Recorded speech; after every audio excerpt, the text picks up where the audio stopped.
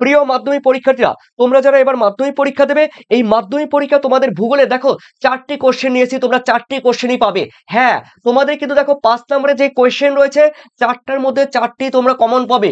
তোমাদের কোনো টেনশন করতে হবে না। দেখো কোন কোশ্চেনগুলো তোমাদের পরীক্ষা আসবে, আসবে তো আসবেই, শিওর 100% তোমাদের কমন দিচ্ছি। চলো 4টি কোশ্চেন তোমাদের রয়েছে, তোমাদের সম্মুখে আমি নিয়ে এসেছি। দেখো মাধ্যমিক পরীক্ষা তোমাদের কিন্তু দেখো 5 নম্বরের কোশ্চেন যেগুলো রয়েছে দেখো 4টি। দেখো এই কোশ্চেনের মধ্যে 100% আমি কমন তোমাদের সামনে নিয়ে এসেছি। দেখো প্রিয় শিক্ষার্থীরা, এবার কিন্তু পরীক্ষার এটি কিন্তু আমার লাস্ট, অর্থাৎ লাস্ট মিনিট সাজেশন রয়েছে তোমাদের ভূগোলের মাধ্যমিক। দেখো 5 মার্কসের, তো 5 মার্কসের মধ্যে দেখো প্রথম অধ্যায় থেকে আমি কিন্তু একটি কোশ্চেন রেখেছি তোমাদের।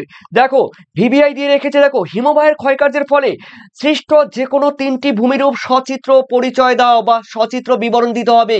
চিত্র সহ অবশ্যই কিন্তু করবে তোমরা। এই কোশ্চেনটি কিন্তু 100-এর মধ্যে 100% আসবে। তবে সঙ্গে কিন্তু তোমরা আরেকটি কোশ্চেন দেখে যাবে। দেখো হিমবাহ এবং জলধারার মিলিত কার্যের ফলে সৃষ্ট প্রধান ভূমিরূপগুলো কিন্তু চিত্র সহ বর্ণনা করতে হবে। এই একটি কোশ্চেন তোমাদের কিন্তু আমি 100-এর মধ্যে রাখলাম, সঙ্গে কিন্তু এই কোশ্চেনটা তোমরা দেখে যাবে। এরপরে রয়েছে তোমাদের বায়ুমণ্ডল দ্বিতীয় অধ্যায়। এই দ্বিতীয় অধ্যায়ের মধ্যে রয়েছে দেখো সেকেন্ড কোশ্চেনটি তোমরা দেখতে পাচ্ছ, ভিভিআই ট্রিপল স্টার। দেখো পৃথিবীর বায়ুর চাপ বলয়ের সঙ্গে নিয়ত বায়ু প্রবাহের সম্পর্ক আলোচনা করো। এই কোশ্চেনে দেখো ভিভিআই, তার মানে দুটির মধ্যে দুটি কোশ্চেন, প্রথম অধ্যায় একটি, সেকেন্ড অধ্যায় একটি। বাকি কোশ্চেনগুলো তোমাদের দেখার ইচ্ছে হলে তোমরা দেখে যেও। আর দেখো তৃতীয় অধ্যায়ের মধ্যে রয়েছে তোমাদের বায়ুমণ্ডল মানে হাইড্রোস্ফিয়ারের মধ্যে রয়েছে দেখো ভিভিআই। দেখো ট্রিপল স্টার রয়েছে, দেখো চিত্র সহ জোয়ার ভাটা সৃষ্টির কারণ কিন্তু ব্যাখ্যা করতে হবে। জাস্ট একটি কোশ্চেন দিয়েছি, বাকি দুটি কোশ্চেন তোমরা দেখতে পারো। এরপরে রয়েছে তোমাদের বজ্র ব্যবস্থাপনা। দেখো এই বজ্র ব্যবস্থাপনার মধ্যে থেকে কোনো ব্রড কোশ্চেন কিন্তু থাকছে না।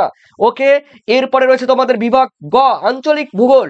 এই আঞ্চলিক ভূগোল থেকে তোমাদের রয়েছে দেখো মাত্র আমি কিন্তু দুটি কোশ্চেন দিয়েছি। দেখে নাও ভারতের জলবায়ুর নিয়ন্ত্রকগুলি বা প্রধান কারণগুলি কিন্তু তোমাদের ব্যাখ্যা করতে হবে। দেখো এটি খুবই গুরুত্বপূর্ণ হেডলাইন, দেখতেই পাচ্ছো। সেই সঙ্গে এই কোশ্চেনটি তোমরা দেখবে ভারতের পূর্ব উপকূল এবং পশ্চিম উপকূলের সমভূমির প্রাকৃতিক বৈশিষ্ট্যের পার্থক্য তোমাদের আলোচনা করতে হবে প্রিয় শিক্ষার্থীরা। বাকি কোশ্চেন তোমরা দেখলেও দেখতে পারো। চলো এরপরে রয়েছে তোমাদের ষষ্ঠ অধ্যায়। এই ষষ্ঠ অধ্যায়ের মধ্যে দেখো রয়েছে প্রিয় শিক্ষার্থীরা দুটি কোশ্চেন, দেখে নাও। দেখো চা আর কফি, এই চা এবং কফি চাষের জন্য অনুকূল ভৌগোলিক পরিবেশ আলোচনা করতে হবে। দেখো তোমাদের একটি কোশ্চেন কিন্তু এখান থেকে দেবে, চা খুবই ইম্পর্টেন্ট, সঙ্গে কিন্তু কফিও পড়ে যাবে।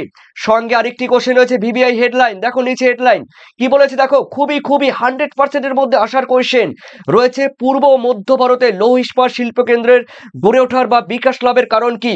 ওকে, সঙ্গে কিন্তু এক্সট্রা আরেকটি কোশ্চেন তোমরা দেখে যাবে, ভারতের বড় শহর বা নগরগুলির দ্রুত নগরায়নের কারণ কি, অথবা ভারতের নগরায়নের 3টি সমস্যা উল্লেখ করো। এই দুটি কোশ্চেন তোমরা পড়বে, সঙ্গে এই কোশ্চেনটি একবার চোখ বুলিয়ে যাবে। প্রিয় শিক্ষার্থীরা, এই ছিল তোমাদের ভূগোলের দেখো বড় প্রশ্ন, ব্রড কোয়েশ্চেন। আশা করি এই কোশ্চেনের বাইরে তোমাদের আর কোনো কোশ্চেন পড়তে হবে না। এই ছিল তোমাদের একটি গুরুত্বপূর্ণ ভিডিও। যদি তোমাদের এরপরে 3 নম্বরের 3 মার্কসের এই কোশ্চেনগুলো আছে, সেগুলো যদি তোমরা সাজেশন চাও, অবশ্যই কমেন্ট সেকশনে কমেন্ট করে তোমরা জানিও। থ্যাংক ইউ তোমাদের, বেস্ট অফ লাক তোমাদের ফাইনাল পরীক্ষা, মাধ্যমিক ফাইনাল পরীক্ষা তোমাদের সবার পরীক্ষা ভালো হোক, 98% অ্যাবভ পাও, এটাই আমি আশা করি, এটাই আমি কামনা করি। থ্যাংক ইউ তোমাদের, থ্যাংক ইউ সমস্ত শিক্ষার্থীরা।